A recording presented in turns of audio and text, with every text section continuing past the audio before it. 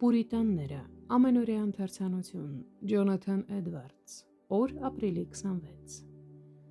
Երկրպագություն արեք Տիրոջը սուրբ զարդարանքով, վախեցեք նրա երեսիցը, ով ամեն երկիր, Սաղմոս 96-րդ գլուխ 9-րդ խոսք Բոլոր բանական արարածների ճշմարիտ գեղեցկությունն ու վայելչությունը նախ եւ առաջ կայանում է նրանց բարոյական գեղեցկության, այսինքն սրբության մեջ։ Հենց այստեղ է հրեշտակների գրավչությունն ու փառքը, քանզի եթե նրանք ունենային իրենց բնական կատարելությունները, զորությունը եւ գիտությունը, բայց չունենային սրբություն, ապա ավելի գրավիչ չէին լինի, քան դևերը։ Միայն բարոյական գեղեցկությունն է, որ ինքնին եւ իր իսկ բնությամբ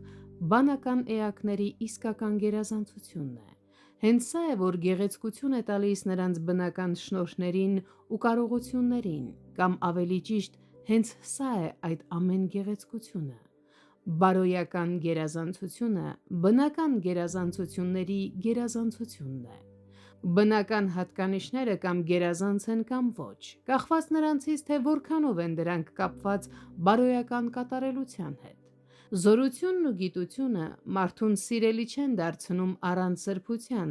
այլ առավել ևս ատելի են դարձնում։ Սակայն երբ միացած են սրբությանը, նույն այդ հատկությունները ավելի պայծառ են երևում եւ առավել սիրելի։ Այսպես էլ ընտրյալ հրեշտակները առավել փառավոր են իրենց զորությամբ ու գիտությամբ, որովհետև նրանց բնական կատարելությունները սրբագործված են իրենց բարոյական կատարելությամբ։ Ուստի նրանց ուժը լույս է կրում եւ նրանց գիտությունը քաղցրություն, քանի որ երկուսն էլ բնակվում են սուրբ բնության մեջ։ Թեպետ դևերը մեծ զորություններ ունեն եւ օժտված են խորը բնական հասկացողությամբ, սակայն դրանով ավելի սիրելի չեն դառնում։ Նրանք գուցե ավելի ահարկու են, բայց ոչ առավել հաճելի եւ ավելին առավել ատելի են, որովհետեւ բանական արարածի սրբությունը նրա բոլոր բնական կատարելությունների գեղեցկությունն է, եւ նույնը մեր սահմանափակ ըմբռնման չափով կարելի է ասել Աստծո մասին։ Սրբությունը հատուկ կերպով աստվածային բնության գեղեցկությունն է։ Հենց սրբության մեջ է փայլում Աստծո էության վեհությունը եւ նրա անբացատրելի վայելչությունը։